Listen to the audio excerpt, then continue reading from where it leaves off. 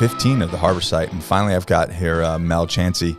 And man, dude, it took us, this is like try 3. Yeah, the third try for sure. Mel Chancey's such a big deal. I had to actually come to Boca to do a podcast with him. Well, could I tell the story real quick? So we were supposed to come by you probably, 4 or 5 months ago? It was last year. I think it was last year. Yeah. Okay. And then Sid's wife, Jax, got sick. Right. So we had to tap out. That's what it was. We tapped out literally hours before we were getting on the flight, right? And so then we were coming January something. Yeah, the end of January. Yeah. I got sick. Yeah.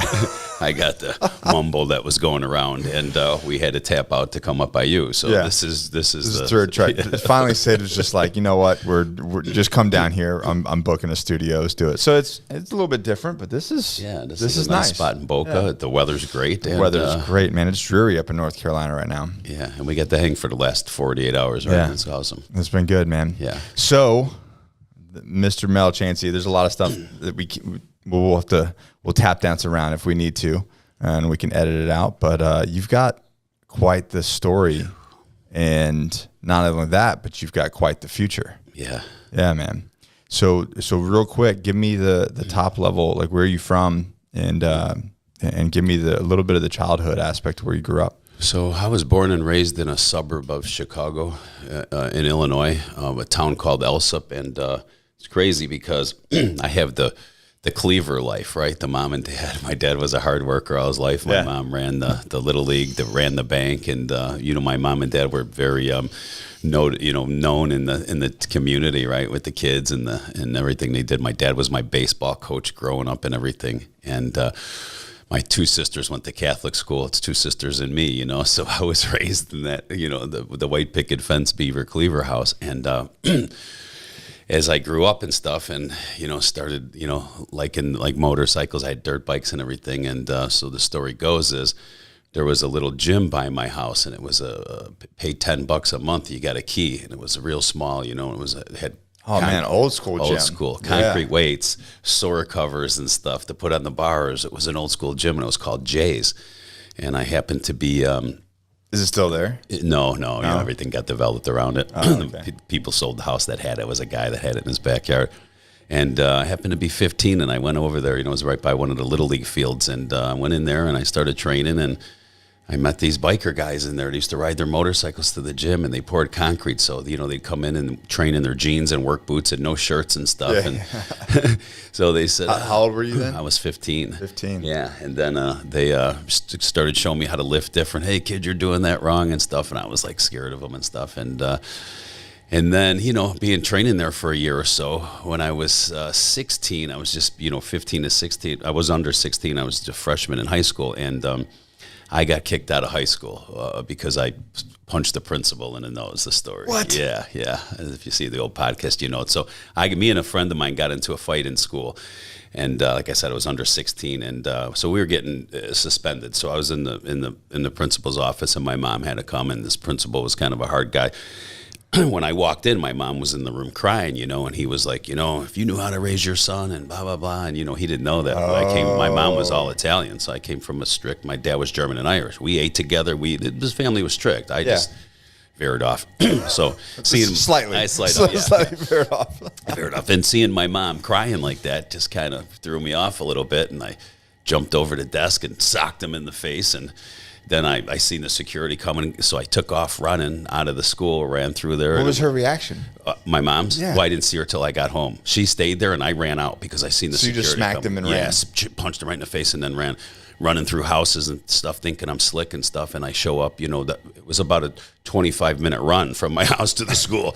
And I get to my house and stuff, and I'm in the backyard, and I walk in the house, and my mom's in there, and then here comes the cops, our town cops, which my mom knew because she was the crossing guard and she ran the bank, and so they're like, hey, Mrs. Mama C, they call her Mama Chain. Mama C is where's little Mel? He's in the basement. Okay, they want to talk to him and stuff. So, anyways. What happened was my parents had to flip the bill for his hospital stay. I think he had a little busted nose or something like that. They had to flip the bill. So they threw me out of that school, and my mom was going to have to drive me 50 minutes. So I looked at her and said, Mom, I'm going to walk out the back door. I'm not into the school stuff. So why don't you sign me out? So my mom had to sign me out because I wasn't 16 to go out of school. So my family had a huge house and a big pool in the backyard. So I started lounging in the pool, putting suntan lotion on. You know, I was 15, and all of a sudden one day she came home with some work boots, and I go, "What are them?" She goes, "Oh, you're going to work. You're not sitting in the yard in the pool." My uncle owned a concrete company. So that's how I started pouring concrete, and that's what them 3 biker dudes that I had met in this gym were pouring concrete. You know, just a coincidence and stuff. So now I'm 16 years old, and you know, back then I'm 53, so that's in the 80s, I guess, and you know, I'm making $1,500 a week, $18 an hour pouring concrete. That's a lot of money, right? Yeah. So I buy my first IROC, I buy my first Harley, and then here, lo and behold. So what was your first bike? My first bike was a Sportster, a chopper Sportster. Really? Yeah, all chopped and longed out, you know what I mean? I bought that, and lo and behold, I find out later in the gym, the same guys that are showing me how to lift weights were the same guys that were part of the Hells Angels. No kidding. Yeah, they were members, you know. So once I, you know, seen them guys, and they're like, "You got a bike?" And I'm like, "Yeah." And they're like, "Yeah, kid, you're young." I'm like, "Yeah, I'm 16." And so they said, you know, the story is the same guys that showed me how to train heavy and crazy were the same guys that showed me how to do the motorcycle lifestyle. Wow. That's how I stepped into that world, you know. And so, you know, the old rule back then was you have to be 21 to get into the club. None of the other club guys knew how old I was. I already had facial hair. I kind of was already a little bit big, 5'10". I was probably 200 pounds, training, pouring concrete and stuff. So when they took me down to the clubhouse to meet everybody, this guy, that's a funny story, he's, you know, he got killed in our nonsense. His name was Al, Big Al, and when we're driving down there, and Big Al was like 6'3" and like 380 pounds of just biker-looking dude, right? And he goes, "Okay, when you get down here, you're 21, remember, okay?" And I said, okay. And so how old were you? 18. 18. Yeah. So I get down in the room, and guys get me in the room, and they're talking. "So you want to come aroround the club, huh?" Yes, sir, I do. I'm telling the president, you know. "Well, how old are you?" And I go, and I froze up, Nick. And I go, 18. And they look at each other, and the president goes, "What the?" And I go, "Oh, no. Al didn't know." I go, "Because I'm hanging out in bars. I told everybody I'm 21 because I look older." And the president goes, "Yeah, man, you're going to age rough, kid. You look like you're about 25, right?" So they were like, "Listen, you can't come into the club. You're 18. You can't, you know, we're out." I said, "No, I get it, right?" So I get in the car. It's a winter night. We're not in the bikes. We're in the car. I get in the car. He looks over at me. He goes, "What the fuck, man?" And I go, "Man, bro, I froze in that room. I'm looking at all these older cats, and it scared me. You know, I kind of froze, you know." And he goes, "It's okay, man." So I stayed their friends. I'd go to a party and stuff like that. Well, now a year later, I'm 19. I go to this big party, and they grab me up, and they're like, "Hey, Mel, good to see you." You know, I kind of didn't see them for 6-8 months, a year, maybe something like that. You know, I was busy pouring the concrete. Yeah, so you're just pouring concrete work. Yeah. And they're like, "How old are you now?" I go, 19. And they're like, "Oh, geez." They're like, "Okay, well, listen, man, we're going to bend the rules here for you. You know, you can start coming around the club." So that's what I did. Started hanging around with them, and then I became a prospect at 20, and then I got my patch like right before I was 21. Wow. Yeah. So I was super youngest guy over there, you know. 21 years old, patch 10. Yeah. Most guys, like the president at the time, I mean, you know, he was definitely, you know, if I'm 53 now, I think he's probably 76, 77. Yeah. So most guys were at least a 10-year generation gap, 15-year ahead of me. I was the young guy, you know. And you ended up actually becoming the president, president of the club, right? At 23. So how in 2 years did you... Man, you know, I was like I got into the club, and I really liked that lifestyle. I loved the brotherhood about it, and I loved everything that was going on. And we were in a little squimish with another motorcycle club in our yard, right? Mm-hmm. And I don't want to call it a war. It was just a little thing, you know, fighting when we seen each other, jumping each other, you know, this stuff like that, right? Did a different podcast, and I call it, you know, stuff you'd see on the school playgrounds and stuff, and people laughed, you know. And so similar to the same thing, maybe a little more violent. Yeah. So I would be out every night as a prospect, and you know, and doing all this stuff, and then I would get home about, you know, 6 o'clock in the morning, just enough time to jump in the shower, make my lunch for the day, and then I'd get off on the concrete field all day long. And then by nighttime, I'd come home, I'd go hit my gym. I had a local gym, I trained at that gym. I'd go hit that gym, and then I'd lay down for an hour or so because I knew the cats were going to call me again to come out. So we'd go out, and we'd see what we could get into, and I did that for a long time. And then finally, you know, when I got in the club and I started seeing what guys were doing, and I'm like, man, this working for a living is pretty brutal here. I'm trying to work 10-hour days in the hot sun and then hang out all night and go on trips and stuff like that. This is a little crazy. Well, then I learned the the cocaine game, right? Yeah. Back then in the 80s, it was huge, right? I seen guys that were making, $1,000, $2,000 a week. And I'm like, wow, they're not killing themselves here. So I went in and told my dear friend, I wasn't working for my uncle no more. I went to a different company, a bigger company. It was a good friend of mine. I said, hey, I want to give you my month notice. And he's like, what do you mean? Where are you going? What can I do for you, Mel? Because I was kind of, as me and you know each other. When I get focused on something, I get into it. Yeah. The bodybuilding, I'm 100%. I was into pouring concrete and loyal to to whoever your people I was are. loyal to the. I poured concrete. I loved working like that hard work and just pouring the concrete and just it was like an art for me. And I said, Merrill, I'm not going to another company, man. I'm just going to retire out of working in life. He goes, what do you mean? I go, brother, I'm going to start me a drug empire. And he's like, what? And I said, yeah, bro, here I go.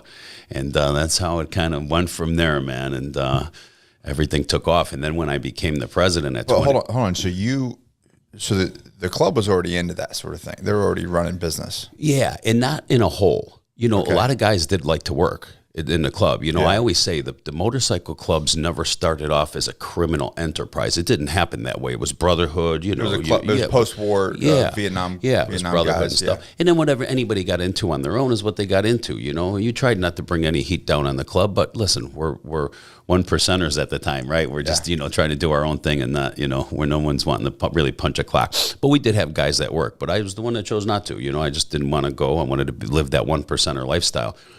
So that's when I got into with the drugs and got shown that, and then started making, So that was on your own, or with you just brought the whole club into No, it? that was on my own. So just your deal. Yeah, yeah. So I started, selling the cocaine to the different friends and people that I knew in my towns and stuff like that.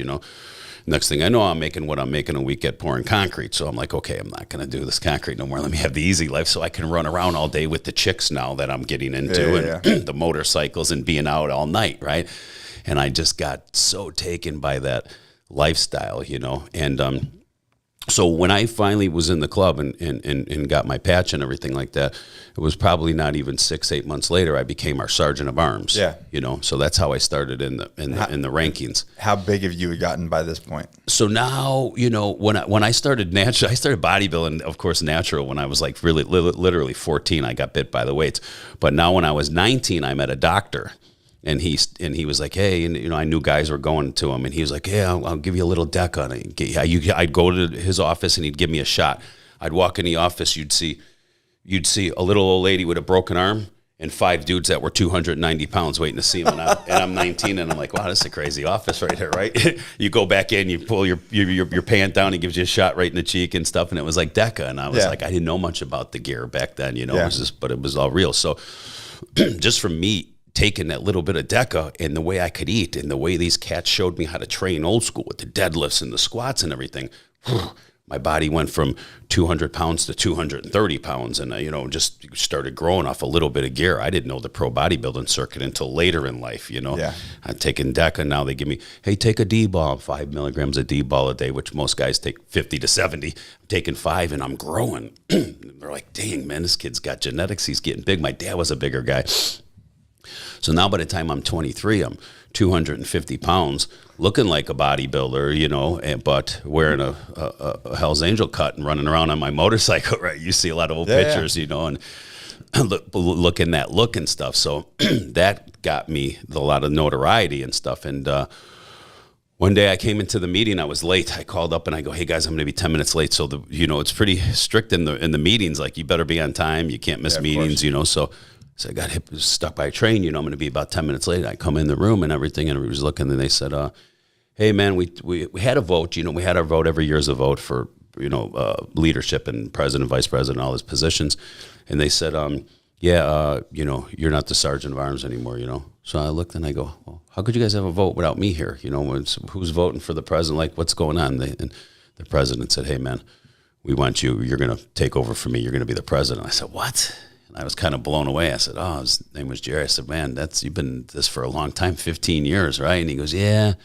Listen, you get around, you travel to all the different chapters, you get along with all the fellows and stuff, and it's time, And you had a bunch of older guys in the crew. In the crew. Oh, yeah, I was by far the youngest. I think the next probably closest guy to me was one of my tight guys in there, and he's probably 6, 7 years older than me and stuff like that. Then it was me. I was, That's a wild part. Yeah. So I said, okay. And I said to him, well, Jerry, you gotta, you better show me the ropes here, man. And he kept me under his wing and, and kind of showed me different things. And I traveled with him a lot, just so I can get my feet wet and doing things. But, I was always a good speaker. I can get into a room and talk to everybody. And, I was always very diplomatic with everybody. I can laugh and joke. And then when the rules came up, I could, enforce them and stuff like that. So, that worked for me. And then I became the president for Chicago, and then, was traveling. Were you the youngest? Yeah, HA I was president the ever? youngest president. I don't know about now, but at that time, yes. Yeah. By far. I was the youngest guy. When I'd go into president's meetings, once a year you'd have a whole president meeting, and they would try to get the other countries in if they could come in. A lot of guys couldn't get in because of the laws and stuff. Yeah. Once you put that patch on, then you couldn't get over and stuff. So we'd have a president's meeting, and I'd look around the room, and I was like, wow, man, these guys are in their 40s and 50s and been around for 35 years and stuff like that. And here I am, and that was an honor for me, to see that and be with these guys that paved the way and stuff like that. It was super cool for me to see, and at the same time, I kept my head about me because, then that's when things started getting crazy in Chicago between us and the Outlaws, because now we're in town and we're starting to grow and everything. And that's where they started, it was their home base right there in Chicago. And the club that the Angels absorbed that I was part of was a club called the HELLS Henchmen. So we prospected for the Angels and then became a HELLS Angel chapter. Mm-hmm. So once that happened, the city of Chicago flipped on its side. And then, the other motorcycle clubs were told you better take a side, not from us, but from the Outlaws. Like, you better take a side. And then that stuff escalated pretty quick, So that's how that whole thing got going fast. And you see a lot of stuff on the ganglands now about that Midwest confrontation that we had with them guys in the 90s. It got crazy with the bombings and the shootings, and it went from what I called it the playground, fights and throwing tan bark at each other and socking each other here and there, to shooting on motorcycles. And it got real serious real fast. They put the third largest bomb on our clubhouse to date. Really? Yeah, it went the trade centers. Remember the New York trade centers?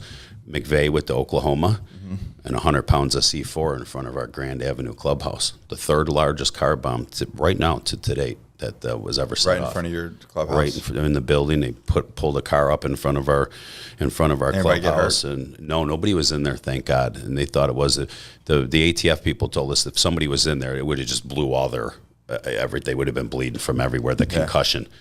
I guess I don't know much about explosive, but I guess it wasn't shaped right. So it was in the trunk of a car, 100 pounds of C4, so it blew down, right? Instead of out. Yeah, it blew a 7-foot hole down into the sidewalk, which then the concussion came back up, and it hit the front of our building. And we had a big, huge brick building with some steel in it, and a big steel door that was on a roller. You had to push it on a roller. It was so heavy. Well, it blew that door across the length of the whole building, the width of the whole building, out the back of the building, through the brick and everything. And the concussion hit the building, and it went across the street. And you see on the video cameras a city bus just going by. This was 5 o'clock at night in one of the busiest streets in downtown Chicago, Grand Avenue. And this bus just made it by. Thank the Lord, right? A bus full of people. And then the concussion hit the house across the street, which thank God no one's home. And that was one of them siding homes, like aluminum siding, and it just ripped the siding. It looked like one of them old cartoons where the character got blown up and everything's pushed back on him, Yeah. So by the grace of God, nobody got hurt. There was just God's timing that nobody was in the path of that concussion.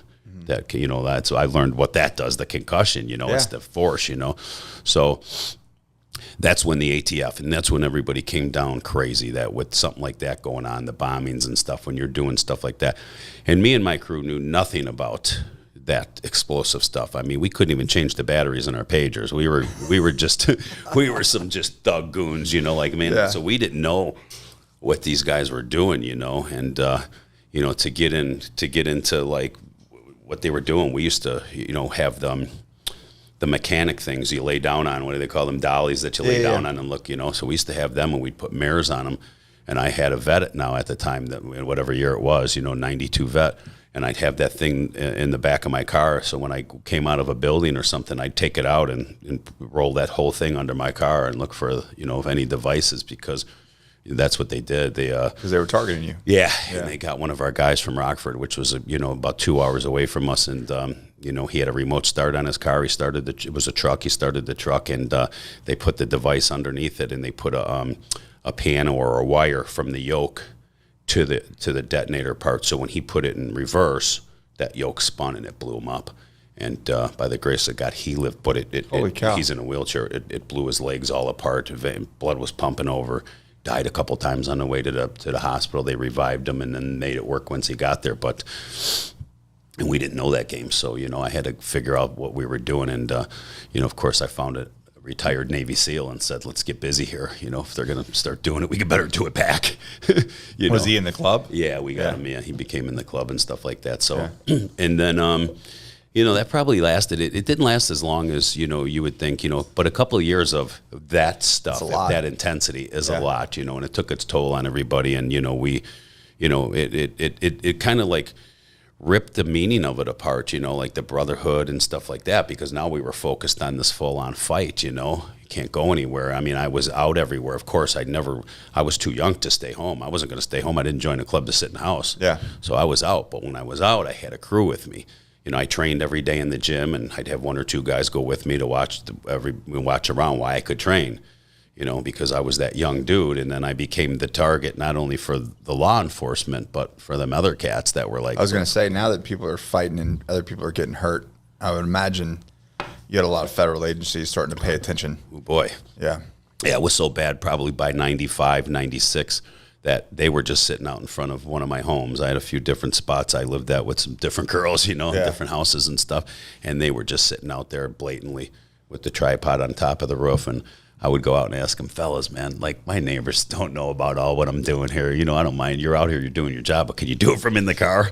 Like you're out in the tripod smoking cigarettes, just videoing me, right?" And they'd smile and laugh. It was never nothing personal between the agents and me, because I knew they had a job to do. I was trying to figure out what I had to do. So, I wasn't that guy that was like, "Hey, F you guys." I was real cordial with them, Yeah. I used to laugh because they'd be in the back of our clubhouse trying to get pictures of the new guys or the prospects or hang-arounds that we got, and they'd be hiding behind dumpsters and not getting their pictures, and I'd come out and I'd go, "Guys, stand for the picture, because they're going to take your picture and get out of here." If you think you're going to be covert coming into this club, putting this patch on, you got another thing coming. Like, get ready to get known. Just take your photo, let them go. Let them get out of the place. You get ready to get known, guys, because you're not getting covert here. If you were doing something under the radar before you came over here, expect it to be in the radar. Yeah. If you had a gig, I had a real good friend of mine, an older school cat, about, if I was 25, he was probably 40. And he was slinging cocaine for 20 plus years, and nobody knew his business. He was undercover. He had a little gig going on, and he made money. And I told him when he wanted to come around, I said, "Man, bro, I don't know if I would do that if I was you, because now..." Because you got a good thing going. You got right a good now. thing going. No one cares. And you're going to get exposed. Now you're going to come around, and they're going to go, "Oh, hey, Mike so-and-so, who's he? Let's look him up. Okay, what's he do for a living?" And now you're exposed. That's just how it was, Yeah. So you joined at 19. Mm-hmm. And then by 23, you're I was the president, yeah. And then things kind of came to an abrupt end. Yeah, things came, 1997.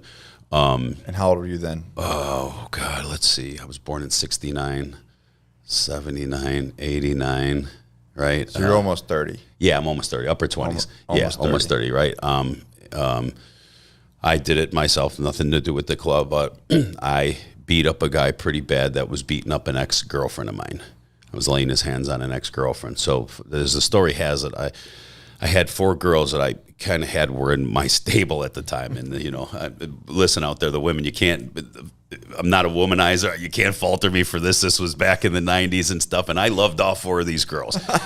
So I was not willing to get rid of them. I had, a girl that I was with 8 years, a girl that I was with 6, 4, and then the 2, this girl, Kendall, that I did this for us. And I was really good friends with everybody's family and stuff, and had them, we all kind of lived in different spots, not together, 4 different spots I had. And me and Kendall had split up just because, I couldn't give her no more time. And, but I was very tight with her mom and dad. Her dad and mom had this big local bar in our area that we all hung out at and stuff. And the guy that she got into the relationships with after me, just, you know, he was a street dude himself, and you know, he just got some jealousy going in him, and you know, she was a beautiful girl, and he started knocking her around. You know, hey, look, this guy's looking at you. Well, you're at the bar. I don't want you there. He just became jealous like that. You know. And I didn't talk to Kendall for a while because she was pretty scorned at me when we broke up, you know. And I would go into her parents' club still because I was very tight with her mom and dad. And, you know, she knew the other 3 girls that I was with for years. But then I had my girls that I picked up at night, the random girls that I just were on my bike. Hey, and I'd bring them into the bar, you know, and she'd be all mad, you know what I mean? And there's nothing she could do because we were going to do it. So a real long story short, I got wrapped up with this. The kid got under my skin, and then, you know, him and her lived in a house together that was her real dad's house. The guy that her mom was married to now, her stepdad was my friend. That's why, you know.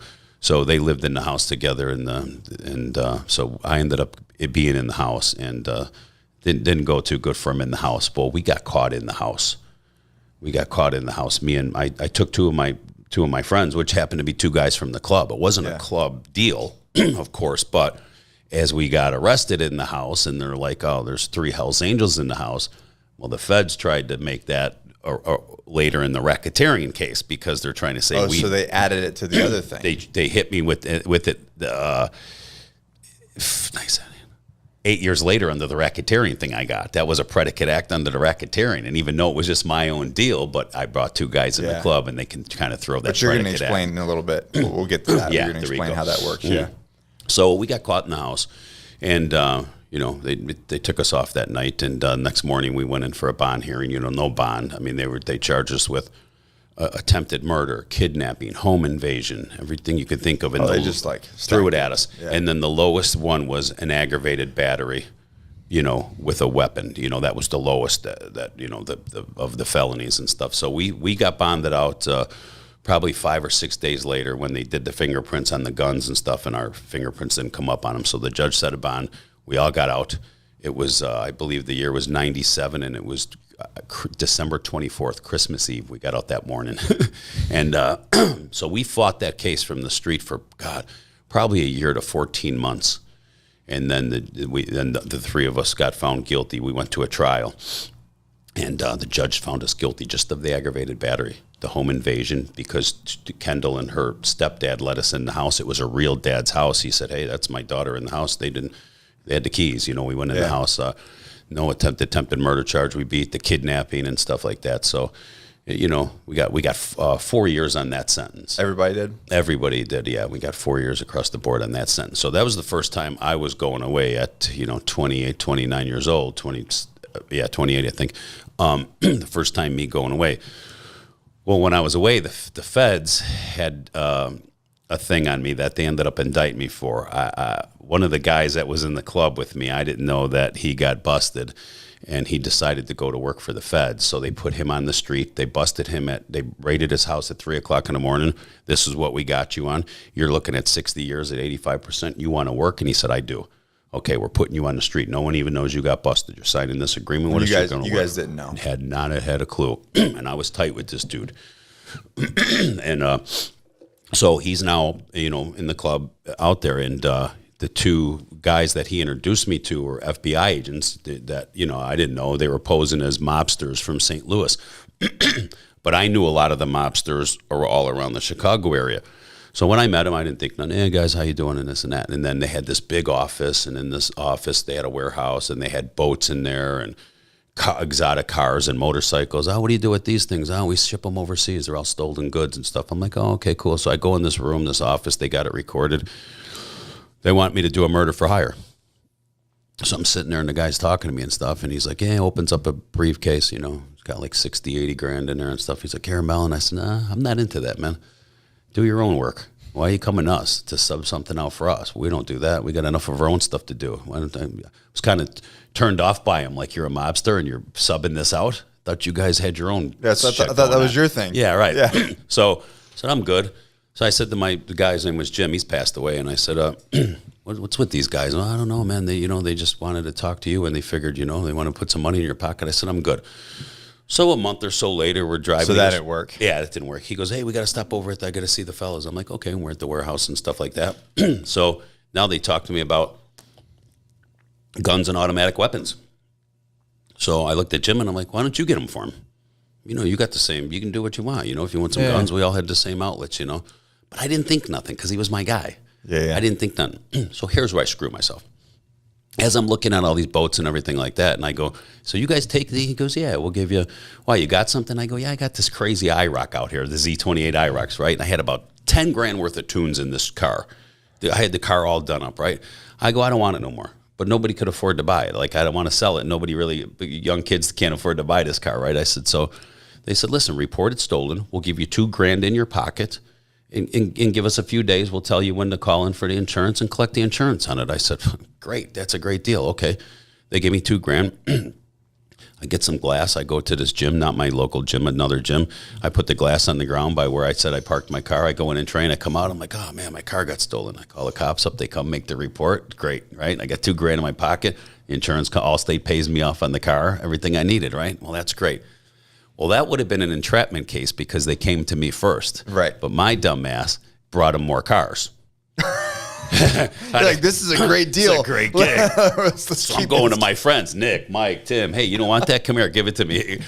I'm putting $2,000 in my pocket, bringing them these cars. And so I did it a couple more times, which I found out I furthered the thing. So if it would have been the one thing, they entrapped me. They brought it to me. That would have, it wouldn't have gone my anywhere. lawyers like we had it. We would have walked out of this, but I brought them some more. So I don't know about all this stuff. Yeah. They pulled Jim off the street because he got in with one of my guys, and there was a lawyer back in the day that was helping us out with a lot of gun cases and stuff. He went into a coma. They didn't think he was going to make it. He comes out of the coma. His wife divorced him, married his partner, and took all the business stuff from him. Now he's out. So what's he want her? He wants her killed. So he comes to me. I said, no. We don't do that stuff. We don't get involved in nobody else's business. Well, he gets an angel on the that wants to take the money from him, and they sit out, and this is all everybody went to prison for it, so I could talk about it. They sit out, they put the bomb underneath the wife's car. They don't know what they're doing with it. The bomb blows down, it burns her feet. Well, they got caught. And the guy that gave them the C4 to do it with was the informant, Jim. So he wires himself up and goes back to the guys. Hey, I need that C4 back. What do you mean you need it back? We used it. You used it on what? On the lawyer's wife. They had him. So once they came and did that raid on the two guys in the club, they pulled Jim off the street, obviously, and he was gone.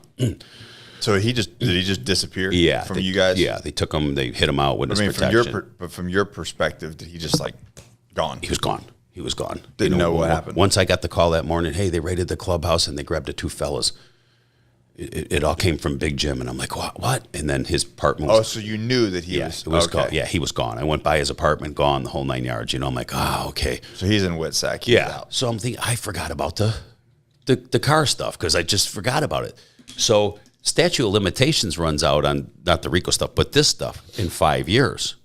So as I'm going through the trials of the stuff for the state, I get a knock on my door. And here comes these two federal agents, not the two guys, but these two federal agents. Hey, Mel, we need to talk to you. I said, okay. Well, come on in, man. Come on in and sit down. What's going on? Yeah, we're getting ready to hit you with an indictment, but we want to know if we can call your lawyer up or we got to knock your doors. And I said, please, guys, don't knock any more of my doors. And this was my third house raid now if they would have did it. I had 2 house raids before this. I go, you don't have to knock my door in. You got something on me? Call my lawyer. What are you charging me with? They said, well, we can't tell you right now. So I'm thinking, God, the feds are here. What are they going to get me for? I didn't know. So my lawyer calls me a couple of days later. All right, we got to turn ourselves in the morning to the Dirksen building. Okay, I go down there. We're talking and everything. And here comes out the 2 federal agents now that we're the make-believe wise guys. Hey, Mel, how you doing? You remember us? No. It's almost 5 years later. You don't remember us? No. Well, we remember you pretty good. Okay, stand up. We're charging you mail fraud. So I'm looking around at my lawyer, and I'm like, mail fraud. Okay, I don't know what that is, but it don't sound crazy at all. This sounds pretty good. Yeah. Well, I defrauded Allstate through the United States mail by getting them checks. Oh. So they had me on mail fraud, which seemed pretty pimpy, right? Yeah. You got the leader of the Hells Angels in front of you, and you got them on a mail fraud. But they knew what they were doing because now I went away to the state. I took a felony. Okay, now they threw another felony on me, a federal felony. Now my criminal history just went from a 0 to between a 2 and 3 on the top of the the federal guideline book is criminal history on top, and your offense level on the left side, and where that interjects with each other is the munch you end up getting for when they get you a Fed case. So they knew what they were doing, and they're like, let's get this kid rolled up here. So I pled guilty to the mail fraud and got 18 months. So the day that I was getting released out of the state penitentiary, I went into the Sally Port. They switched my handcuffs. The marshals picked me up, took me to a federal holding facility, and then designated me to a federal prison. So I really did back-to-back sentences, and then came home. And that was the very end of 2000, I believe. I came home. Couldn't talk to the club. So there's a total of 4 years for both of things. Yeah, the first time. Yes. So 2 things, 4 years. Mm-hmm. Yes. The assault and then the mail fraud. Then the mail fraud. Yeah. So then I came home in 2000. Are you in the club at this point? I'm still in the club, but I'm on a thing called non-association that the government gives you. I can't see one, talk to one, nothing in the club. But mentally, you're still there. Mentally, I'm there, yeah. I just can't go down to the clubhouse. I can't go see anybody. I can't visit anybody. If I walked into a gas station or, a restaurant and they were in there, I had to leave. Yeah. So it was pretty strict. And they were watching me. They were all over me, when I came home. So I had that non-association. I started running some nightclubs for a dear friend of mine that had big, huge nightclubs in Chicago. I started putting all the security together for him. Well, I was so good at doing that in the security and putting all the guys in play that some other clubs grabbed a hold of me. And then it became a great gig for me where I was making great money. And I'm like, God, all I got to do is go down and be in these nightclubs, my presence, and have fun. And I'm making, $2,500, $3,000 a week. I'm like, this is great, and I'm out till 5, 6 in the morning having the time of my life, being on non-association. And that kind of opened up my mind a little bit. I had my daughter. I had my daughter when I was just turning 17. She's 35 now. Yeah. So she was in my life through all that, but I wasn't with her mother. We split up, and financially I was there for my daughter, but physically I was running all over the country. I didn't get to see her a ton. And my mom and dad were both still alive, and in a big Italian family, every Sunday dinner, you better come to the house and eat. I don't care what I was doing or what chick was with me. I could have been out all night the night before, and the girl's on the back of my bike, and we're showing up, and my mom's feeding her too. Italians got love for everybody, right? And so I got to spend time with the family now and see everything, and I was like, man, this life is it's kind of getting crazy for me, and I don't know if I want to do this no more. And I'm the type of guy where if I can't give 100%, I'm not going to fake it. Yeah, now you're in your early 30s. Yeah, early 30s. Making good money, legally doing some stuff, and so right before I got indicted in 2004, I called the guys up on the phone. I said, guys, listen, man, I think it's time for me. There's no retiring in the club. You quit the club. I think it's time for me. It's time for me to move on. I said, I'm just not, my head's not in it. And in that stage of the game and in that lifestyle, if your head's not in it, you're going to get yourself hurt. Or somebody else. Yeah, you got to be tight on what you're doing. The differences between the Angels and the Outlaws at that time were kind of settled down. We kind of put them away right before I went away in 97. We sat down with each other and said, let's be compatible with each other. Well, by the time I got home, that was going to the wayside. The tit for tat was coming back in and stuff like that. And, and you just weren't into it. Yeah, the fellas thought I was going to come back, and then I was going to be the president again, and we were going to roll this again. And I'm like, listen, I'm not making the penitentiary a revolving door for me, because they're not small sentences now. Now my criminal history is up there. Now we knew that they were trying to get us with the racketeering because they RICO'd the Outlaws in 97. And it was a successful RICO for them. And there were like 40-something guys that all ended up either going to trial or pleading out. When they got you with the RICO, their I's are dotted. Explain what a RICO is. For people that don't know. RICO is short for racketeer, influenced, corrupt organization. So it's kind of a blanket, right? In everything, they got an enterprise. Mm-hmm. The enterprise at the time is the Hells Angels. The Outlaw Enterprise was the Outlaw Nation, So everything that becomes a predicate act. So if we went into a bar and caught some outlaws and beat them up in a bar, that becomes a predicate act later on the RICO. Same with them, both sides, You're doing it for furtherance of the organization. So you're not just doing it for Mel Chancey and Nick K and we're doing it because we're part of this entity, that's the thing. And everything's a predicate act. You beat guys up in a bar, there were shootings on the highway, bombings of buildings. Well, we weren't doing that for our own selves. We were doing that for the club, and that's how the RICO comes in and blankets it, right? And, I understood the RICO coming up through the club because, I've seen other chapters get RICO'd and stuff like that. But I didn't really know the extent of it. We used to say we're trying to keep ourselves from getting a RICO case. Well, now that I'm home, I kept hearing about them subpoenaing people to go to grand juries on me. Different people in my life, different stuff that happened, and I'm like, okay, well, they're really trying hard to get this racketeering thing going. Well, years went by, a couple years went by and stuff, and then I heard that they actually opened up the RICO case in like 95. And I'm like, okay, we're in 2002 or 3. They don't have nothing. If they're RICO and these friends of mine, and they're coming back and asking me the questions, they ask them in the grand jury. They're just stacking the deck. They're just stacking the deck. Yeah. They like to get the more the merrier. Yeah. The more predicate acts, the better, So right before I got the indictment, I had the 4 girls that I was with, and I had a girlfriend in New York. I had a girlfriend in Rockford. I had girls that, when I traveled, they were like my travel girls. I'd go and see them when I was in town, right? So one morning I wake up and, it was afternoon actually, and I'm out running around and my cell phone rings, and it's this girl from Rockford, Wendy, and she's like, hey, babes. I'm like, what's going on? She goes, hey, some feds just left my house. I got a subpoena to go down to Peoria for a grand jury. And I go, yeah? They said, yeah, something about a racketeering case with you. And I'm like, when's the date? And she tells me the date. I'm like, okay. 20 minutes later, half hour later, my one girl, Joanne, calls me, hey, what's going on, babes? Babes, the feds just left here. What'd they want? They gave me a subpoena to go down in front of a grand jury in Peoria. So what's the date? She tells me the date. I'm like, okay. Hour later, Nancy calls me. I go, hold on, let me guess. You got a subpoena. She goes, how'd you know? I go, it seems to be going around today.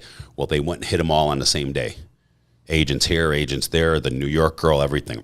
So what they did was, on that grand jury day, they had all the girls sitting in one room together.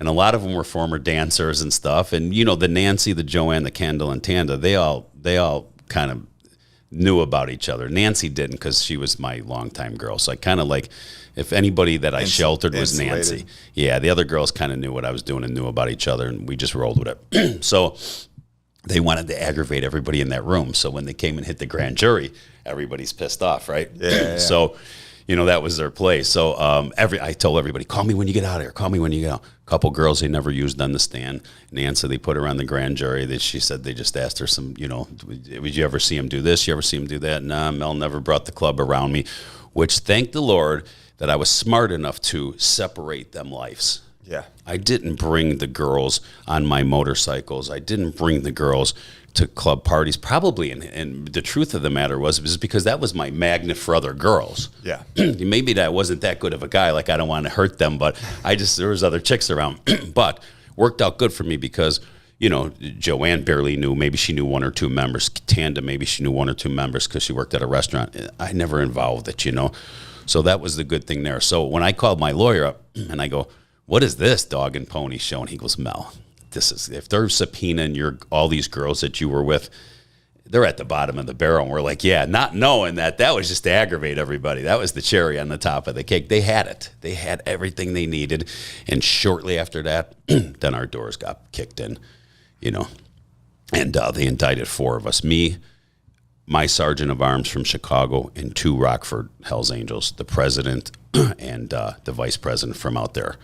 They raided all them. They raided us all at the same time in the morning, took them guys down. Everybody beat me to the federal courthouse in the holding facility. And so now I'm out of the club though now. I quit the club already probably, maybe 8 months before this, right? And so they go, we got one more coming, and everybody's going, my club name was Road, and they're like, oh yeah, we know who that is. It's got to be Road, because how are they going to leave me out of a RICO, right? So then I show up at the courthouse and stuff, and we go in front of the judge later that afternoon. Government's reading all of our racketeering indictments off and stuff like that, and so no bond.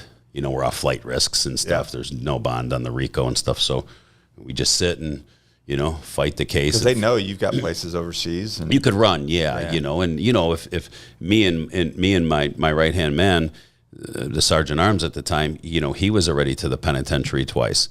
I already did 2 stints, the state and the federal, right? So our criminal histories were up there. Now, if we were knuckleheads and decided to fight the government and go to trial, we had mandatory minimums of like 25 years at 85%. That's what I was going to say. I was like, what were you looking So at? we were looking at 25. We lost the trial. We were up in that 25 era, but none of us wanted to just take a plea or go roll over and indict other people. Right. None of us were willing to do that, because when you first sit in the room, they're like, all right, man, you want that time cut? Well, here you go. We're gonna use you and travel you around to all kinds of different trials, and you're gonna be a circus show testifying against everything we need you for. And we were like, time out. That's not happening here. Where are you putting me? And my sergeant of arms was a huge guy too. Where do you think you're putting us? In Timbuktu, Iowa, in the witness protection program? We're not going to blend in. It's not happening. We're not doing that. We're not going to, flip on everybody. So months went by, and we're figuring things out with the lawyers. Well, since it was, a 12-year-old RICO indictment, and there was no murders, that changes the game. You got actual murders in the RICO indictment, and there's not much they're going to be able to do for you.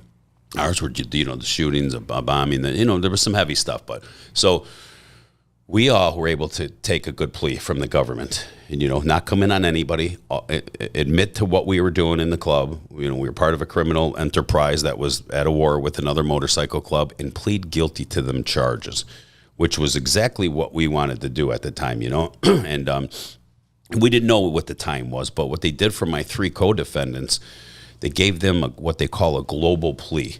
All 3 of them had to say yes to it. If one of them didn't take it, they couldn't get the plea. They gave them a global plea to do for 51 months. And at the time, we were already sitting, it was about 15 months now already, Nick. So I was like, wow, that's a great plea for these guys.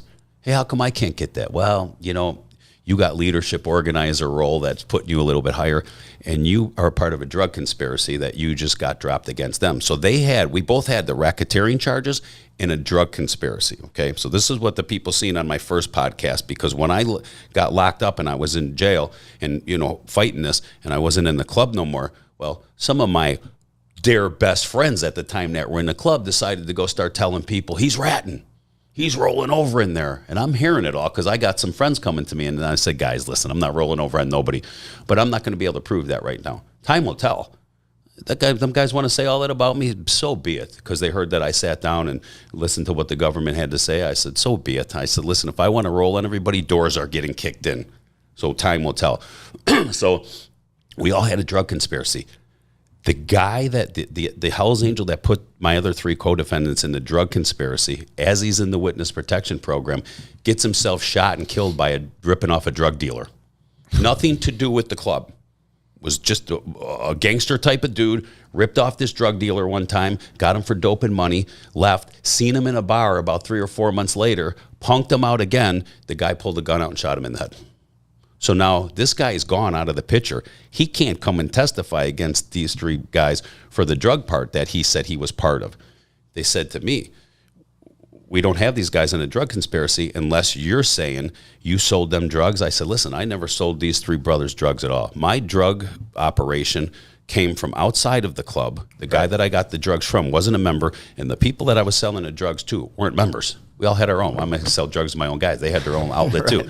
So they got pulled. With me not being able, willing to testify and say that it was a lie, they had to drop the drug conspiracy against them 3. So as we were in court, and the government said, Your Honor, we are formally dropping the drug conspiracy against these 3 individuals here on a part of what Mel Chancey told us, I looked back in the courtroom and seen some members that were blowing my name out there, and I went, You're telling everybody on the street I'm a rat, and here I just got these 3 guys out of a drug conspiracy. Which would have been they wouldn't have had that global plea.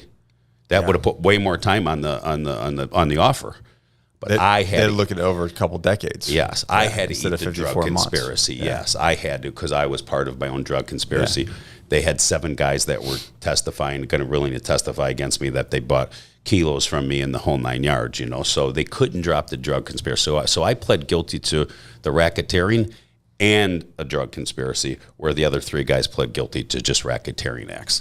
Got the 51 months. I got 111 months, which was 9-3.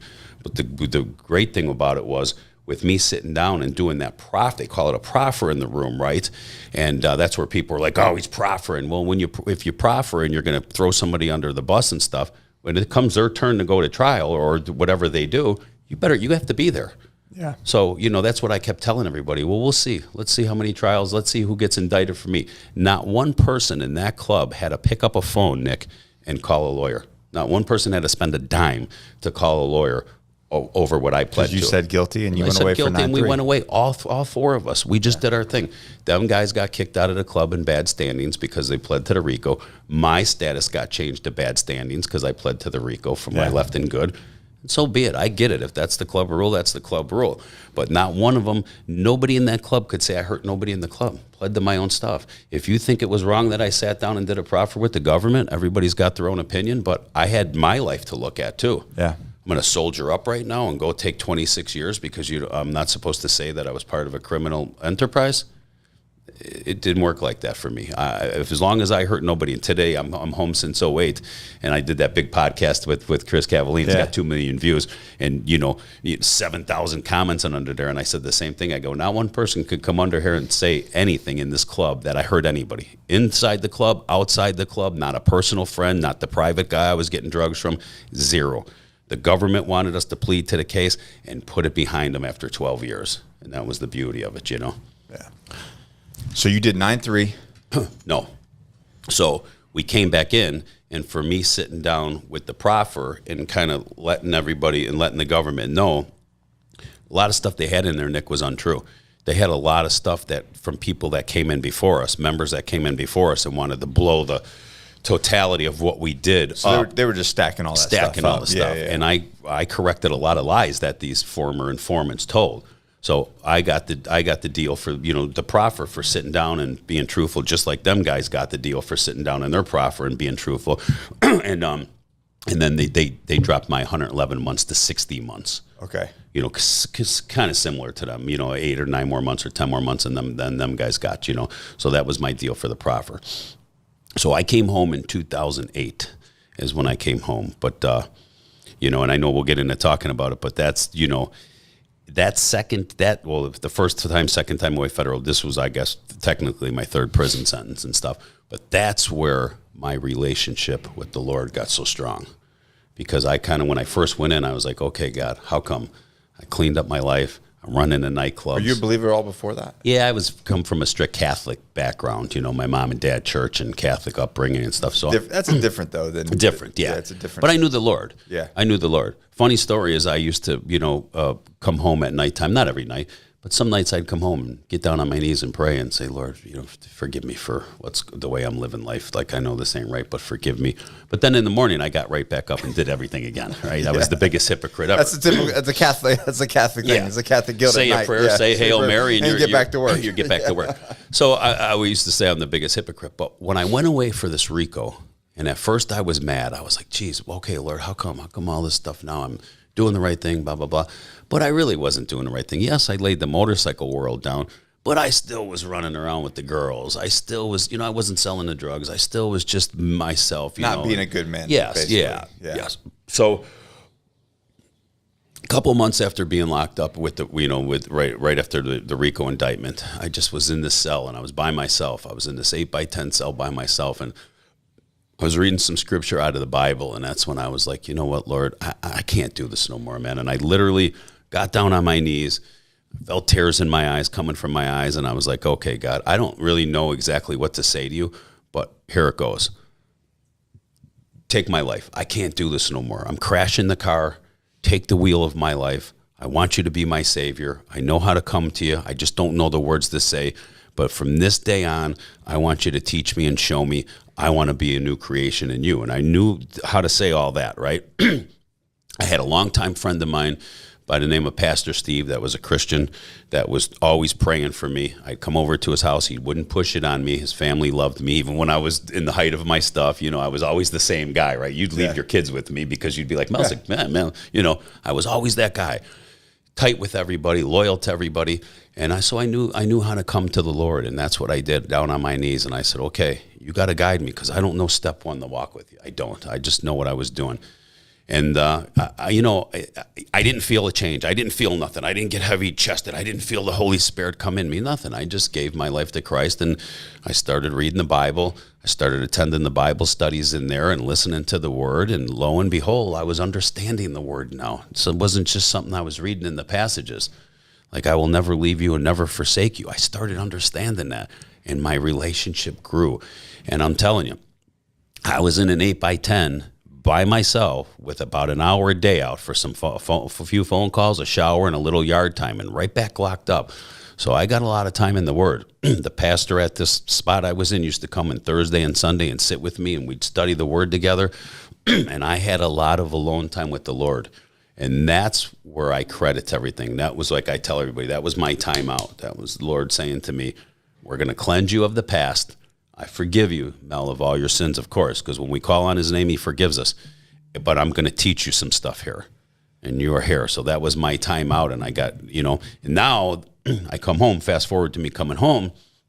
Well, that's when the hard part starts again. I was going to say, how old are you when you get out? I got out, I was 2008. What are we at, Nick? 18.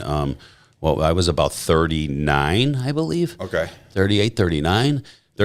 And I come back out. I go right back downtown to the nightclubs because I told you so your life has only been started like 13 years ago. Yeah. I'm home. What am I home now, right? Yeah, 13, 14 years. So I go right back to the nightclubs with my partner. So you're younger. You're actually only 40 right now. Yeah, for sure. I'm preserved, bro. I'm preserved. And now that I'm not 300 pounds and I'm 220 pounds, everybody tells me, Mel, you look so young and youthful. I'm like, it's all that weight gone, right? Yeah. So I tell, I was just 53. Obviously, you helped celebrate my birthday. So, so now I'm home. I'm back in the nightclubs, running the nightclubs, making my good money again in the whole 9 yards.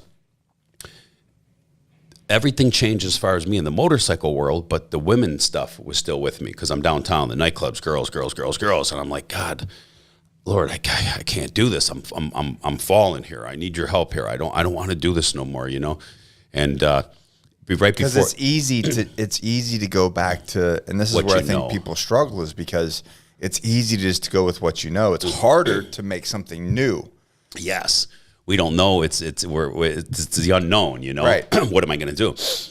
I'm like, I don't want to do this. Well, I met little Mel, my wife, Melissa, before I got indicted under RICO out here in Florida. I came out with a childhood friend of mine that was living out here, and he introduced me to her and some friends and everything, and we just looked at each other like friends. I still had girlfriends back then and everything. Nothing, And so then when I came home, he had a house down here and was living down here on the other coast in Port Charlotte, Northport. And I came to visit him in the house and, seeing little Mel again. And, she was in an 8-year relationship that wasn't going good for her. And she wanted to get out. Me and her started talking and stuff. And I said, well, if we end up dating, you got to come to Chicago. Because my dad had just passed. I was only home 8 months and my dad passed. My dad was a very bad diabetic. So he passed at 76. He was very sick. My biggest fear was he was going to pass when I was in prison. But he hung tight. I got home. He made it 8 months. He passed. I moved back into my childhood home with my mother because she didn't want to be there alone, and we had a big home, and I'm like, okay, Mom, I'm going to live right in the basement with you. I'm that guy living in his mom's basement, you know what I mean? But making 10 grand a month, you know what I mean? Just want to take care of my Italian mother that took care of me all my life, and she died in my home here in Florida. I moved her down here and stuff, so it was great. The Lord blessed us with each other like that. So I told little Mel, you want to get together with me, you have to move to Chicago. I can't move out here. I need to be by my mom and, take care of my business down here. For a period of time, anyway. Yeah, and we did it for 5 years. But, after 5 years of being home and the nightclubs and stuff, I finally said, she wanted to buy a house in Florida, so we bought a house just for we were going to be snowbirds just to get away so she could see her mom and dad down here. And Nick, I finally had to get out. It was like quicksand for me. Everything was coming back around me. I had guys coming in my office at the nightclub. Hey, brother, I can get you a key for 18 grand. They're going for 35 right now. So uncut. Easy, right? It's so easy. So easy. Everybody was bringing me back. And I got what they were doing. They were trying to get me back on the come up. To get some stacks of money from Mel. He's our guy. And I appreciated that. And listen, I'm not bragging on myself at all. I'm not like that at all. But it shows my character. I was good to everybody. Yeah. I helped everybody out. You wanted to come to the nightclub. You want concert tickets. it's the same now. You do the same thing. It's just it doesn't involve cocaine. Yeah, right. Yeah, with our core medical and stuff, right? So everybody was coming, and I kept saying, guys, man, you can't do that to me, man. You're enticing me. I can't do that. And that's what I say. I don't dip my foot in that old pool anymore because I will dive in. People are like, Mel, you don't ride? Nope. Haven't been on a motorcycle since 04. You missed it? Nah, because I relate everything back riding with the motorcycle. Everything comes back to me. So I don't want to get on a motorcycle and start riding, and all of a sudden I get bit by the bug, and then next thing I know I'm in a strip club, and then next thing I know I'm doing that and that. It could take me that quick. Right. So I tell everybody I don't put my toe in the pool at all. And everybody's like, it's like an alcoholic, like, oh, just one drink. Yes. And everybody says, oh, Mel, you got so much willpower. No, I don't have willpower. I just don't go into places. That's why I stay the fuck away from it. Bro. Yeah. It's like you bringing me in McDonald's, I'm going to have a Big Mac, man. I can't be in there. So, that's kind of what, and my relationship with the Lord has been first and foremost and everything. Now I know why people say that, because when you don't want to let him down, and you have this, and listen, as people, the world lets us down, right? People let us down. Look at all the guys that were gonna rolled on me in the grand jury. I was tight with them all, godfather to some of the kids and stuff like that. But he's never gonna let you down. So when when things pop up in my mind, and there's these chicks over here looking at me, and I'm, they're starry-eyed at me, and I'm 53 years old, and they're 28 years old. I'm like, okay, God, I know I'm not letting you down here, whether it's my wife or not. I'm staying the path. You got me. Get me out of this situation, and I can. Because it's about what you want out of your life. Yes. You got a second chance. Yes. So now it's like, yeah. What does that second chance look like? Yeah. And I don't want to be a hypocrite. I spent most of my life being that hypocrite with the Lord. I was always the guy that I gave my word to you. I was going to keep my word. And I don't care who watches this podcast. I know there's a lot of people that don't, they ain't fond of me no more in life. I get it, whatever. Oh, you're an actor, right? Yeah. No. This is all an act. We talked about this. So I'm home since 2008, and there's some people that really say to this day, he's full of shit. He didn't find the Lord. He's the same old Mel. He's the master of deception. He's the same old guy. And my friends will tell me, they're like, and I go, guys, man, listen, how funny is that? They're like, they don't know you. And I said, listen, if I'm pulling this off, living this lifestyle since 2008, I need to be The Rock. I need to be Dwayne in every single movie, because no better actor would be than that. You know what I mean? Please. Well, I saw something that, and I kind of took it hard as it's a funny thing, but it was basically like, there's still people talking about the old you because they have no access to the new you. Mm-hmm. You know what I mean? I never heard that one. Yeah. That's pretty good. It's good, right? Because that's what they do. They, people are talking about the old you, and then people change. I haven't always been a good person. I've been a fuck up too. Yeah. I made some bad decisions. Haven't always been a good man. And people that know me of those situations, they know. Yeah. You know what I mean? But that's not me now. Right. You know what I mean? That was and that's what it seems to be. Listen, and I still listen. I don't ever talk bad about my old crew. I don't talk bad about my old friends. I got a lot of love for them guys still. Yeah. I just made a decision that they weren't comfortable with and not hurting anybody, and I left the club.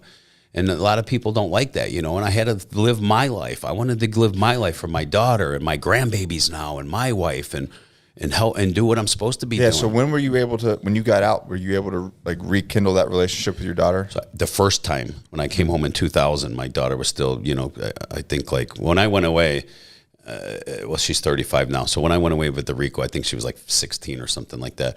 But the first time I did, and I told her, Dad's done with all that. Yeah. It's me and you. Obviously she didn't have no kids then. I said, we're going to do this. The morning they kicked my doors in for that Rico, my daughter they did it at 5:45. At 8 o'clock, my daughter went to go to the restaurant to meet me, to have breakfast with me. And my mother called her and said, come to our house. She said, they just kicked Kathy's doors in and took your dad. So my daughter was mad. He said he'd never leave again, but I was paying the price for the old school stuff. Yeah. When I pled, I was pleading stuff in the 90s, and she was mad at you. She was mad. She thought I did some stuff, until she understood it. Uh-huh. And I told her name's Danielle. I said, D, this ain't no new indictment. I'm going to plead the stuff I did in the 90s. My predicate acts stop in 1998 because that's when I went to prison. So my predicate acts under the RICO were no more after 98 because I wasn't around the club. Where the other three members still had predicate acts in 2001 and 2 and 3. Mine stopped because I was gone. So she understood it and stuff. So then when I came home from the RICO, She had just had my oldest granddaughter now, who's going to be 15. And then I started. You got another one too. Yeah, I got another one that's with us down here. So my daughter moved down here about a year and a half ago, and the youngest grandbaby's down here. My oldest granddaughter splits her time between her dad and here because she didn't want to leave the school. How fucking thankful are you, man? Man, unbelievable. I just that's after all that, you get a relationship with her, your grandkids. Yes, you got Mel. Like, yeah. That's why I'm so many times through the day when I do my devotionals, as you see in the morning and stuff like that. Yeah. People are like, Mel, man, you know, we can see how grateful we are, how thankful. I said, man, I don't, you know, I tell people, when you're in prayer, you don't have to get down on your knees every time. I do it in the morning, do it at nighttime, but I'll be praying. Prayer is a state of mind, right? I'll be in situations where we're in our core medical meetings and stuff, or I'm running, you know, helping with the IFBB and NPC. Everybody doesn't have the memo like us. Everybody's not the best person. So, you know, sometimes they know I'm a Christian and they start talking a little bit out of line, and I'll be right talking in my head and I'll be like, okay, Lord, you got me here. Guide me through this. You didn't bring me this far to split this dude's head open and going back into a prison. So, guy, you know, we say a funny thing is we say, you know, we know this other guy don't believe in the Lord, but I'd like to tell him, like, only because of the Lord, you got to pass right now in life, you know, because he's not bringing me back there. So, so it's such a huge blessing, and I'm so thankful for what I'm doing, and I'm thankful for that he stepped into my life, and I gave my heart to him, and he controls everything. So in 2008 you get out, you're up there for another 5 years doing nightclub stuff, yes, right? And then you came down here. I came down here, yeah. We bought the house and stuff. So that's like 2014. 2014. We bought the house in April. And then all of a sudden, at the end of 2014, the opportunity comes up to buy the gym, which was an old Gold's Gym, Achieve. Big place, right? Big place, 14,000 square foot. Yeah. I tell my wife, babe, I don't want a gym. I said, there's no money in a mom and pop gym, and I don't want to be there. Oh, babe, this would be perfect. We could move down there. I could run the gym. You just need an airport you can travel, because I was doing the bodybuilding stuff. Yeah. So you were, at this point, you were already linked up with the NPC. I was already linked up with Jim Mannion and the NPC. Cool. I linked so up. That's really where you were making your money at the time. Yeah. Yes, I linked up with Jim Mannion in 2009 at a show in Chicago. We met through some friends, and I always knew who he was because he's the pioneer of the bodybuilding, you know. So I always knew who Jim Mannion was, of course, you know, and I was a fan of what he was doing for all this sport. And we became dear friends, you know, and then I started, you know, traveling in the industry with him, and then I moved down here and bought the gym. We bought the gym. My wife talked me into buying a gym. We bought the gym. We called it Second Chance after my moniker. That became my moniker. It's still the name of the gym, right? It's still the name. Yeah, they bought it. Yeah, a company bought it, and still the name. And and then Jim was like, all right, Mel, you're in Florida. He's like, you know, you're right where you're at in Port Charlotte, Punta Gorda. They can use a show. Come on, you're my guy. Let me give you a sanction. Start your own show. We started the Mel Chancey. I had a partner come in to help me run it because I didn't know what I was doing with the promotions of the shows and the expediting and stuff like that. And that was, I threw my first show in 2016. How many shows do you do? Now I have three a year through the year here, April, August, and December.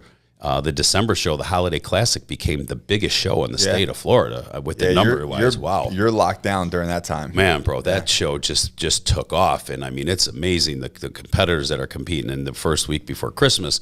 You know, and it's just a blessing. And you know what? And they see the passion I have for them and what we do for the athletes and the give back I have, and which makes and your shows are kind of like an on ramp to the pros, right? Mm-hmm. Yeah. Mm-hmm. They're a national qualifier to get to the national level. You win at the national level, you turn pro. They're called national qualifiers. And you know, now here we are in 2022. And I'm helping Jim oversee everything, and being with my guy Steve Weinberger and his grandson Tyler Mannion, and it's just I became family to everybody, and them to me. It's been an amazing journey to throw in my 3 shows. My wife is my partner now on the shows, and she takes care of the whole. She's the boss. She's the boss, right? Yeah. She does it. She got it to where I'm gonna go ahead and note there right there because of, you know, my wife as well. Like, man, people don't understand. You just can't be successful without a good woman by your side. To truth. I mean, it really is. Like, I mean, I see the way you guys run, and you couldn't do a quarter of the things that you do without her. And I'm the same way. Like, there's just no way, man. She's on the phones with these hotels getting the rooms booked. We're booking 100 rooms a night for 2 nights, you know, taking that attrition. Sometimes I'm wondering, like, what am I even doing here? Yeah, I'm just talking. What am I doing? Listen, I'll be traveling and I'll see the athletes, and they'll be like, hey, what's the what's the date for the December show in 2022 now? And I'm like, I don't know. And they look at me and they're like, I go, we got to ask little Mel, you know, she got it down to where I can literally come in and do what I do. And that's to be with the athletes. Yeah. I love to talk to the athletes. I love to be with them. I love then when I open up the night show and I get off the stage and rile the crowd up and get the crowd loosened up, I go right. I spend all the time with my sponsors at their booths and everything. I take pictures with everybody, and then I go meet the families.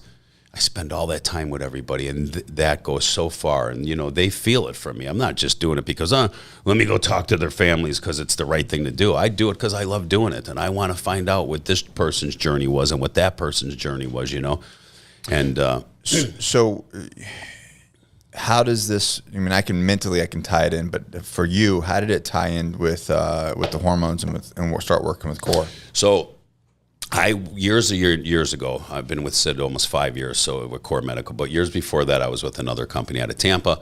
So I learned, you know, the hormone. I knew the hormone replacement game, of course. What did I do with hormones all my life? So I knew the medical side of it. I got the business, and that didn't work out. I didn't just wasn't a connect for me with that company. So I stayed out of it for a little bit. Me and Sydney hooked up with each other with Core Medical, and it was just a perfect fit. It's the same story as you. You came over here, you were a perfect fit. We all jived in, and it was great for us. And so how this works with me with Core Medical is, with both businesses, it's hand in hand because, you know, I'm getting ready to leave Thursday for the Arnold Classic, you know. So I'm at these big bodybuilding shows, the Olympia. Everybody knows who I am with what I do for Jim Mannion, and then I became with the promoting side, so everybody knows. So they're lined up to talk to me, take pictures with me and stuff, and they're like, hey, we need to talk to you about Core. Here's my phone number. Call me when I get home. I don't have no time today, but call me when I get home. So it's like I'm so blessed. Both businesses just in tie with each other and go hand in hand. And I bring so many patients in from the IFBB NPC world that need hormone replacement, that guys my age that need hormone replacement, you know? A lot of times I think that you explain it to me is because from old stuff and being on bad gear and being on like screwed. They're screwed. Yes, they're FSH, LH shut down the whole 9 yards. You know, so I get to take the time to talk to them people. So and then we get them off our social media. The patients that come in and see what we do and stuff. So you know, it goes hand in hand with me and you. You know, you being a ex-military and a veteran and stuff. You bring the veterans, they come and see your changes and stuff. So that's the blessing. I'm like, man, Lord, I get to travel around. I get to interact with people, which I love to do. I get to give the give back. I tell them about the hormones, or they're talking to me about the bodybuilding shows. I'm like, it's such a blessing that I get to have so much fun and do what I do and love it. So on the veteran stuff, you're very passionate about working with vets and talking to those guys and helping them out. And so how did that happen? So everybody in my family is a veteran besides me. My dad was in the Korean War. His brother was, Vietnam. My cousins were in Afghanistan. And I mean, I'm talking about, I only have two sisters in my immediate family, but my cousins and my dad's brothers and stuff. It was a military life for everybody, but I didn't go that way. I joined the motorcycle club. So I was always into military stuff. I was always watching my cousins get new decorations and stuff and seeing them. My one cousin spent 40 years, made a career out of it as he became colonel and stuff like that, teaching, for the Marines and stuff like that. So I knew all that.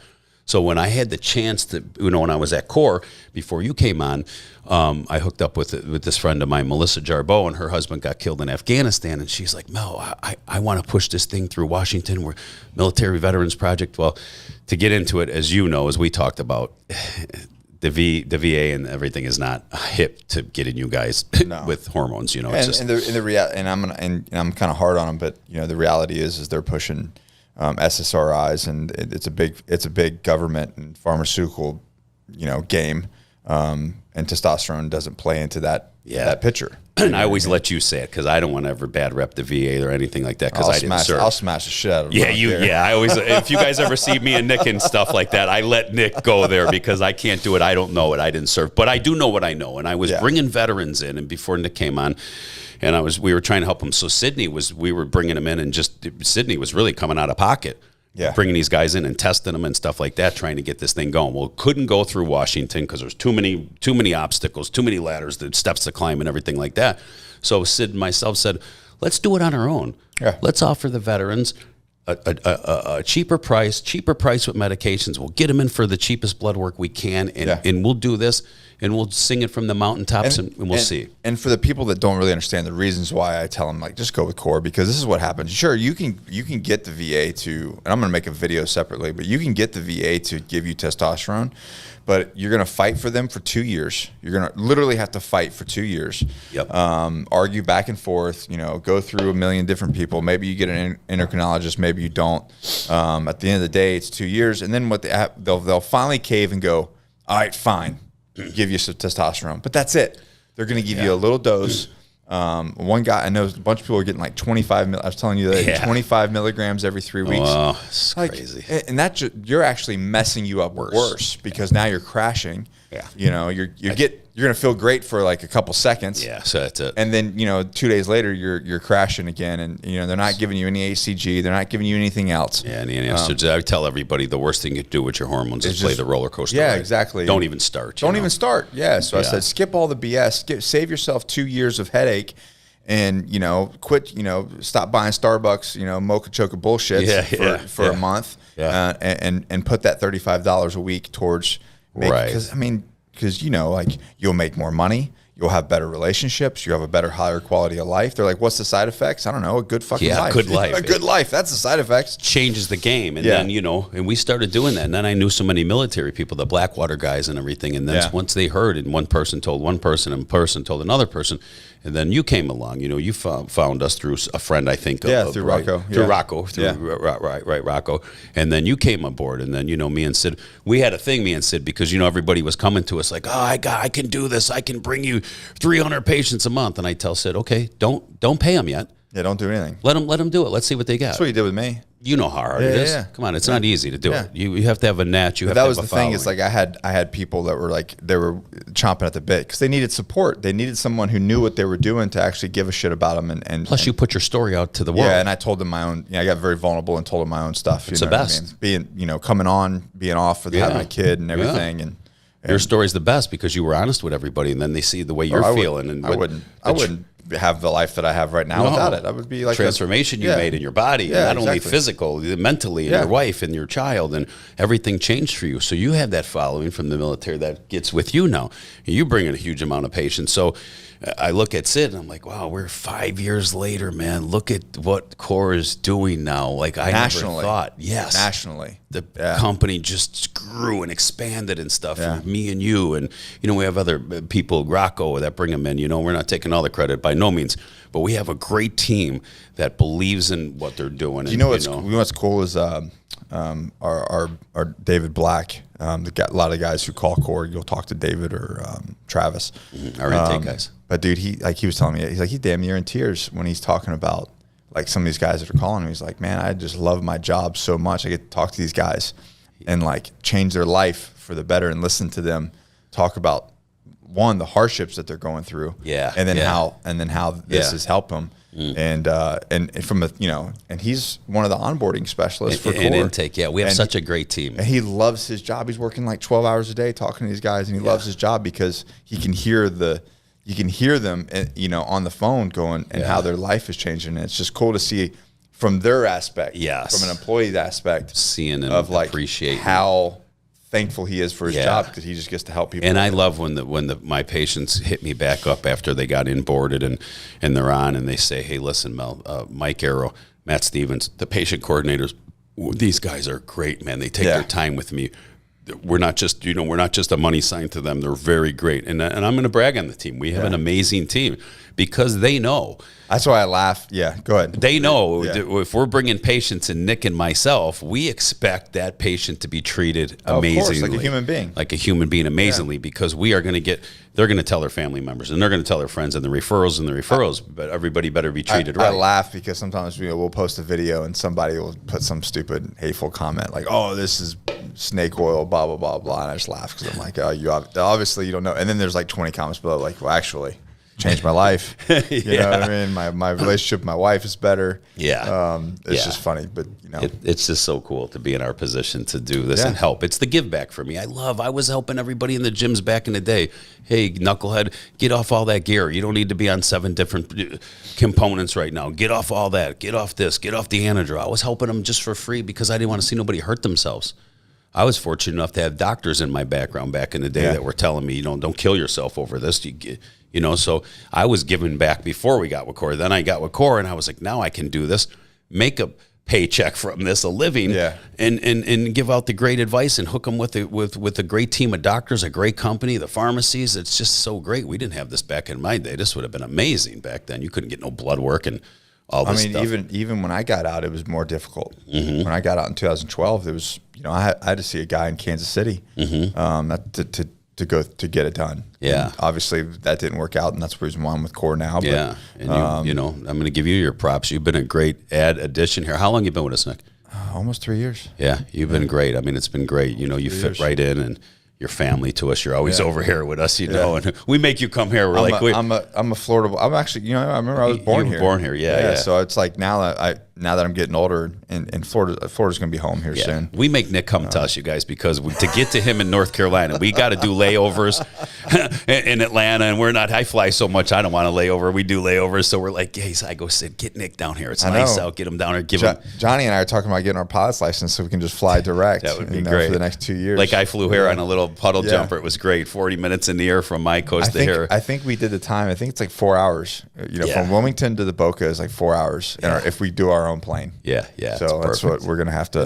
That's the goal for 2022. Pilot's license and start flying around wherever we want to go. And here we are, 2022. Forget Delta. Forget Delta and all that other stuff. They're done.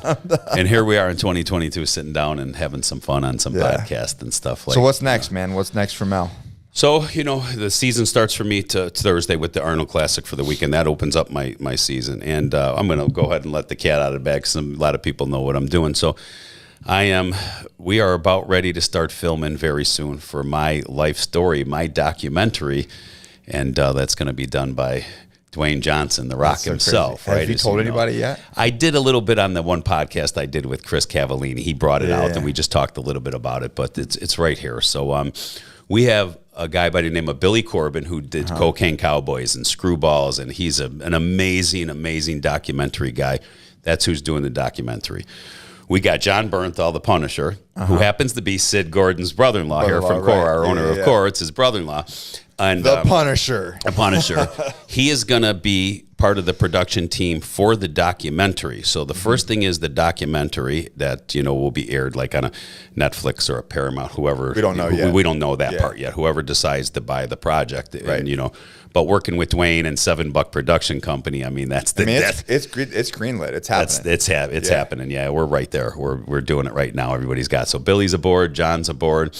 And then John is actually going to play my life. He's going to play me in the scripted series. So did you tell John he has to gain like 100 pounds? Well, that's the funny story right now is because he's looking forward to. So he's a method actor. So when after the documentary is up and running, as Dwayne says, hey, I want to give the world an 8-ounce fillet. So they're chomping at the bit to buy the cow.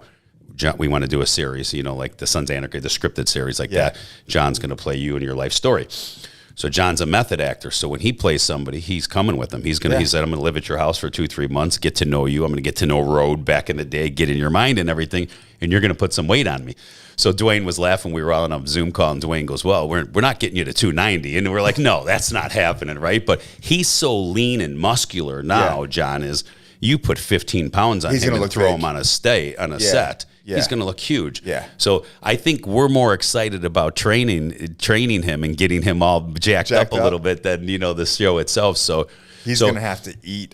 He don't eat that much. No, he don't eat. He's going to have so into his thing. Yeah, but because he's going to be living with me. So he's going to be training with me, and I'm going to make him eat, and so it's going to be cool. So it's been cool. We've been doing this for almost just about 3 years. With the story and getting the story together, and the retired ATF agent's going to have a big part of it because we remained friends after that. The guy that was chasing me around. I actually did a podcast with Boots and. Was it Boots and Sal? Lou. Veloza. You did their podcast. So these guys that were chasing me around for 15 years, and And, no hard feelings. We're friends to this day. So he's got a big, that's the whole, so, when Dwayne, we started talking about this, doing the project, everybody wants to hear the old motorcycle stories. That's great. But Dwayne's like, this is the redemption story of you, bro. Where you're at now. The second chance. That's really the story. Yes. Yeah. And coming from a guy like him, he's like, Mel, you're an inspiration, not only to myself, my 30-year friend, Terry Bollea, Hulk Hogan, and, I know all the wrestlers, and I walked in a lot of different arenas in life, so to say, I've, been around a lot of different people in life, and they're like, to see where you were and to see you now and to see how you talk about the love you have for the Lord and your family and what you're doing is an inspiration to us all. So Dwayne's like, this documentary is going to be about the redemption and where you're at today. Yeah, we'll talk about the great stories of the motorcycle world and all that stuff. It's great, but this is what the world's going to take out of it when they come out of it, you know? Because I had book companies coming to me, in the last, 10, 12, 13 years. I had A&E coming at me, want to do reality series with me hunting ghosts. You name it. They've been coming at me. I'm too lazy to go write a book and do a book signing tour. I don't want to be on the road anymore, So thank the Lord that I passed all that stuff up, because had I did something, then Dwayne wouldn't, the $7 crew wouldn't have been able to tell the story the way they're telling it. Yeah. So it was his timing, right? He put it in my heart. My wife's like, well, babe, if you want to do the book with the New York company, they're offering you $150,000 signing bonus, $2 a book, 1 million copies, a bestseller. We'll get a big Winnebago and we'll travel around with the dogs. I go, stop. I'm not driving in no Winnebago and doing no book signing tours in every state in the world. Stop it. They'd have to give me $100 million. Then you wouldn't be able to sit by your pool every day. That's what I'm saying. I want to sit in the pool, right? I'm not trying to do that. So thank God that What'd you tell Johnny last night? You were talking about the one thing you missed being locked up was sunsets and the suns. You don't see the night. If you're out in the evening yard and everything, the minute that sun starts going down, you're in. Take you in. They ain't letting us out that nighttime. You're in. You're locked up. Just taking a shower without any shower shoes. You're putting the flips on to get in the showers, right? I mean, listen, the prison showers are clean. You got people that are cleaning them, prisons are clean, but still, you ain't getting in the shower without any shower shoes, and then seeing the nighttime sunsets and just the little stuff, That's what it's about. I remember in one of the prisons, we were about 10 of us. We were in this yard holding facility, and I'm laying on the ground, and there's a big, 15-foot wall, and on top is just a big steel cage, but that you can see through, big slats like a fence thing. And I'm looking at the stars and everything, and guys are doing laps of cardio around a 25 by 25 area. And I go, hey, boys. And they go, what's up, Big Mel? And I go, man, this shit sure wasn't in the brochure, huh?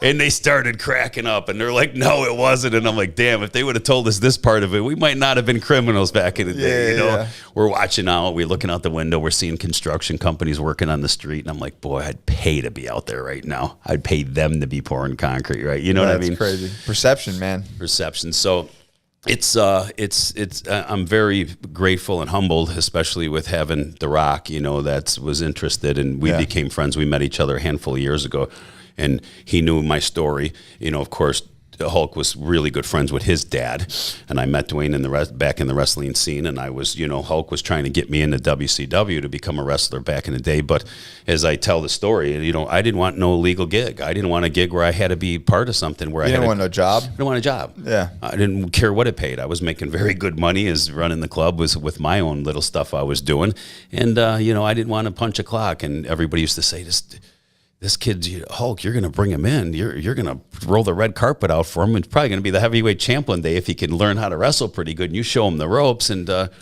my friend used to tell him, man, Mel's kind of a different dude. You throw some illegal stuff at him, he'll take it. But anything legal, he don't want to get involved in no businesses and stuff. And now we laugh because he lives an hour and a half from me in Clearwater. So I'm with him a lot, as you see. I'm with Terry a lot. And at 53, I got my aches and pains from the bodybuilding, the torn tendons and pecs and everything like that.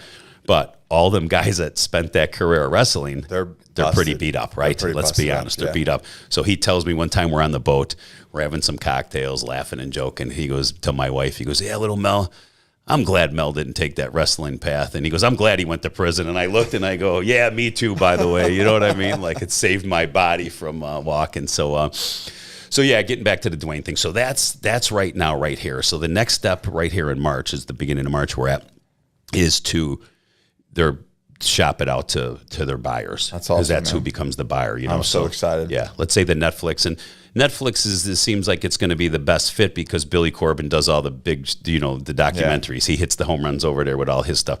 Dwayne just did Red Notice. Yeah. $7 team did Red Notice, biggest movie ever. So they got a good relationship. Johnny Bernthal is is a superstar right now. Yeah. He's got such a good rapport in his field over there. I mean, he's a great actor, as you see. He's coming eventually up. I'm gonna get his butt on this podcast. Well, he started his own. You see that he just started his own. Yeah. So John's into that too. So maybe we'll go over there. But so that's I'm excited for that. And as I tell everybody, I told Dwayne, I told The Rock, and I told my attorney that's looking over all this for me. I told Hulk, told Terry, told my wife.